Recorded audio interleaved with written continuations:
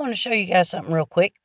If you guys have a push button start car, it's already been painted, and a key fob, and your key fob doesn't work anymore, the transponder in it will go out and it won't be able to be detected anymore.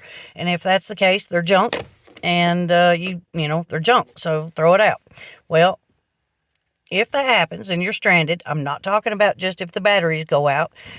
You put your foot on the brake, you try to start your car, doesn't matter. You try all you want. You can have that as close as you want. Doesn't matter. It's not going to make the jump, The RFID it's shot. Okay. But here's the trick. Key fob not detected. Sorry, it just flashed.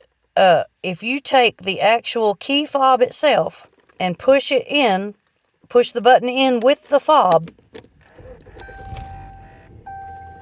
works like a champ every time. It's a little known fact, I guess. And then, of course, to get in your car, and not all cars are the same, I know, but this is Chrysler. It's got a key it comes out of the fob. I know most people know this, but you'd be surprised how many people don't. So it comes out of the fob, and that gets you in the car, and of course your alarm is going to go off. But when it does, as soon as you start the car, the alarm will go off as soon as you start the car, and you start the car by touching that directly with the fob, touching the fob directly to the button, pushing it with it.